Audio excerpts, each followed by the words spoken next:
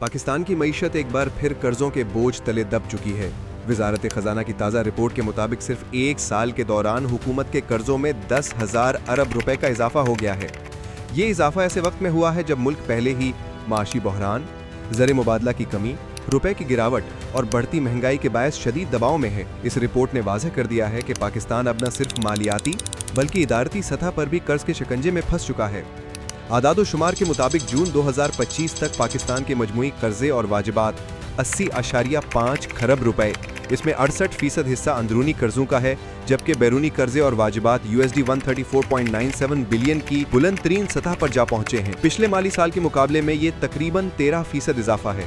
ماہرین کے مطابق یہ صورتحال اس بات کی عکاسی کرتی ہے کہ موجودہ مالی پالیسی قرض پر چل رہی ہے، پیداوار یا ریونیو پر نہیں۔ وزارت خزانہ نے اپنی رپورٹ میں اعتراف کیا ہے کہ اس اضافے کی بڑی وجہ بجٹ خسارہ، شرح سود میں اضافہ اور روپے کی قدر میں کمی ہے۔ حکومت کا مالی خسارہ GDP کے 7.4% تک پہنچ چکا ہے، جسے پورا کرنے کے لیے مزید قرض لیا گیا۔ اس خسارے کے نتیجے میں حکومت نے پچھلے 12 ماہ میں قرضوں کی نئی قسطیں حاصل کیں، جس سے عوامی قرض کا حجم کئی گنا بڑھ گیا۔ روپے کی قدر میں کمی نے بھی بیرونی قرضوں کے حجم کو شدید متاثر کیا۔ ایک سال کے دوران ڈالر کی قیمت RS 285 سے بڑھ کر RS 312 تک جا پہنچی، یعنی حکومت کو ہر ڈالر کے بدلے مزید روپے ادا کرنے پڑے۔ اس کے ساتھ ہی اسٹیٹ بینک آف پاکستان کی جانب سے شرح سود 22% برقرار رکھی گئی، جس نے اندرونی قرضوں پر سودی بوجھ بڑھا دیا۔ حکومت کے مجموعی اخراجات کا تقریباً 53% حصہ اب صرف قرضوں کے سود اور اقساط کی ادائیگی پر خرچ ہو رہا ہے۔ یہ سب ایسے وقت میں ہو رہا ہے جب ٹیکس محصولات اپنے ہدف سے پیچھے ہیں۔ Federal board of revenue FBR نے رواں مالی سال میں RS 13.2 ٹریلین کا ہدف مقرر کیا تھا، مگر صرف RS 11.8 ٹریلین ہی جمع کر سکا۔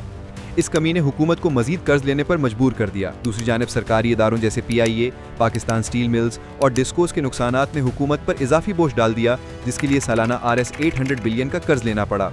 یہ قرض صرف رقم کا مسئلہ نہیں بلکہ ایک خطرناک چکر بن چکا ہے۔ زیادہ قرض لینے سے معیشت پر دباؤ بڑھتا ہے، دباؤ بڑھنے سے مہنگائی میں اضافہ ہوتا ہے اور مہنگائی کے باعث حکومت مزید قرض لینے پر مجبور ہو جاتی ہے۔ ماہر معیشت ڈاکٹر عابد سلہری کے مطابق حکومت نے ریونیو بڑھانے کے بجائے قرض پر انحصار کیا اور یہ پالیسی اب معیشت کو خطرناک مقام پر لے آئی ہے۔ قرضوں کی رفتار اگر اسی طرح جاری رہی تو اگلے مالی سال میں پاکستان کا قرض 90 کھرب روپے سے تجاوز کر جائے گا۔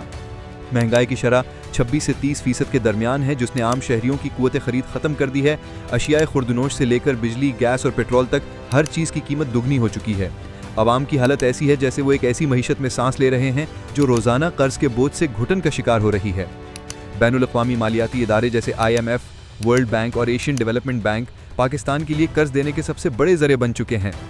IMF کے مطابق پاکستان کا ڈیٹ ٹو GDP ریشو 75% سے تجاوز کر چکا ہے، جو کسی بھی ترقی پذیر ملک کے لیے خطرناک حد ہے۔ ورلڈ بینک کے مطابق پاکستان کا ہر شہری اب اوسطاً RS 4 لاکھ روپے کا قرض دار ہے۔ یہ وہ بوجھ ہے جو نہ بچے اٹھا سکتے ہیں نہ بزرگ۔ پچھلی 2 دہائیوں میں پاکستان نے ایسے قرضے لیے جو زیادہ تر نان پروڈکٹیو رہے، یعنی ان سے کوئی ایسا منصوبہ نہیں بنایا گیا جس سے قرض واپس کرنے کے لیے آمدن پیدا ہو۔ اس کے برعکس قرضے صرف جاری اخراجات پورے کرنے، سبسڈی دینے یا سیاسی مفاد کے منصوبے مکمل کرنے میں استعمال ہوئے۔ یہی وہ بنیادی غلطی ہے جس نے قرض کو ترقی کے بجائے بقا کا ذریعہ بنا دیا۔